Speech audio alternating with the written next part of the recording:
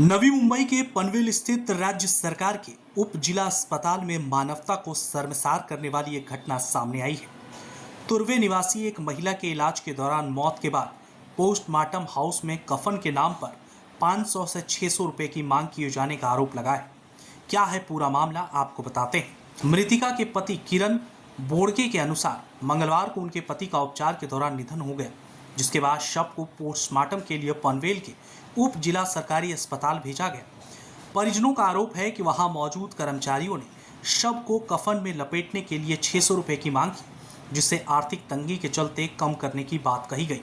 आखिरकार साथ आए लोगों की मदद से करीब 500 देने के बाद ही शव सौंपे गए। परिजनों ने नाराजगी जताई है। इस घटना में आक्रोशित किरण बोड़के ने कहा है, कफन के पैसे तो मत मांगो सरकार। उन्होंने मांग की है कि सरकार ऐसे मामलों पर ध्यान दे ताकि गरीब परिवारों को कम से कम अंतिम संस्कार के लिए कफन जैसी मूलभूत सुविधाएं मुफ्त मिल सकें।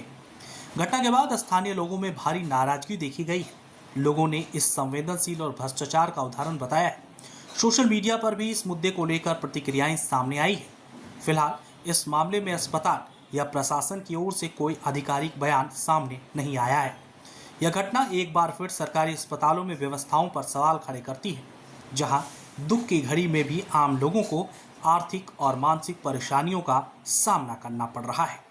आणलं होतं आतमध्ये पोस्टमार्टमला गेल्यावर त्या लोकांनी मला कारण दिले की बाटल्या आणा लागेल, कपडा आणा लागेल किंवा काय असं वगैरे वस्तू लागतात. तर मी म्हटलं त्या वस्तू कुठे भेटतात, तिथे बाहेर कुठे भेटत नाही. तर मी म्हणले ते बोलले इथे बाहेर भेटेल कुठे, नाही म्हणतात. म्हणजे मग किती पैसे लागतील? म्हणजे 600 रुपये लागतील. आता मी विचार केला एक कपडा बाटल्या भेटल्या 600 रुपयाच्या गोष्टी नाहीत, तरी पण म्हणलं 200-300 रुपये घे भाऊ आणि सोडून दे. नाही 600 रुपये होते बोला डायरेक्ट. पण त्याच्यानंतर त्यांनी हे करून 500 रुपये त्यांनी घेतले आणि हे केलं. असंच कोणत्या गरीबाबरोबर झालं नाही पाहिजे. ह्या गोष्टीसाठी मी हे करतोय आणि पालिकेने ह्याच्यावर हे कंप्लीट केलं पाहिजे की असं नाही गेलं पाहिजे कोणाकडे म्हणून. आज माझी ठीक आहे, माझी परिस्थिती आहे देण्याची, पण बाकीच्यांची परिस्थिती नसेल तर ते काय करणार बिचारे.